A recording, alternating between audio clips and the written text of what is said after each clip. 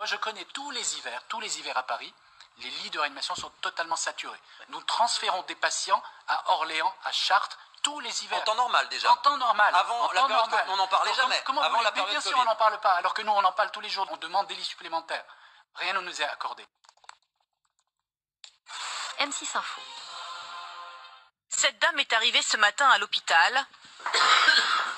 Le diagnostic est posé, elle est grippée. Ces patients vont s'ajouter aux autres patients qui se présentent habituellement aux urgences et avec un encombrement des lits d'hospitalisation. Là, on est dans une situation où l'hôpital n'a plus aucun lit d'hospitalisation.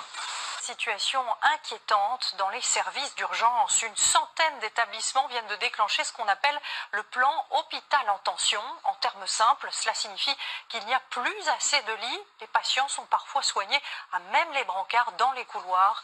Une situation de crise qui devient permanente. Et vous allez l'entendre, les personnels sont à bout de souffle.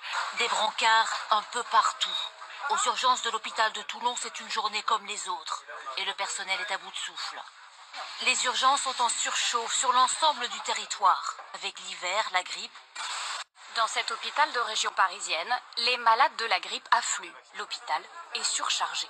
On est actuellement en état de saturation d'hospitalisation. On n'a plus de place à l'hôpital. On appelle les soins de suite rééducation, les unités gériatriques aiguës, ils sont pleins.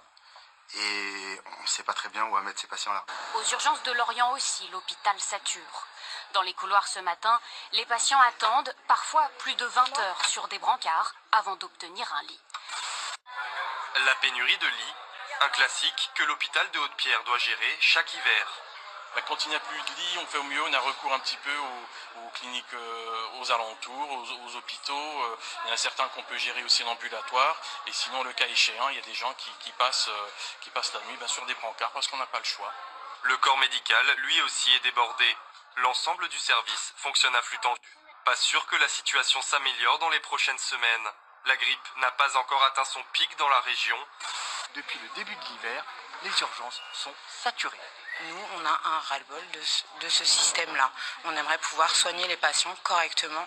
L'agence régionale de santé a visité hier les urgences pour analyser concrètement la situation, mais aucune réponse n'a été encore apportée.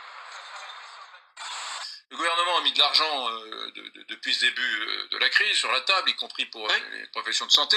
Il y avait 5000 lits de réa, 5000 lits de réa au mois de mars. Il y en avait apparemment 25 000 en Allemagne. Ouais. Là, et il y en a toujours 5000. Et là, on nous dit, non mais il y en a 5000. Attention, il y a tellement eu d'opérations qui ont été déprogrammées, reprogrammées, qu'il y en aura encore moins de disponibles au mois d'octobre qu'au mois de mars. C'est-à-dire qu'on a mis des milliards d'argent du contribuable. Le contribuable a été généreux, il a bien voulu payer ses impôts, il a bien voulu financer ça, pour se retrouver dans une situation où il y a moins de lits de réa en octobre qu'au mois de mars. Et c'est du délire. Et c'est pire que ce que tu dis, parce que en plus de ça,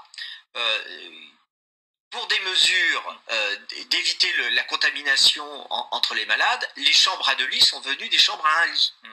La grippe en 2017 a fait 30 000 morts de la même façon, personne n'en parle. Voilà. Oh ben voilà.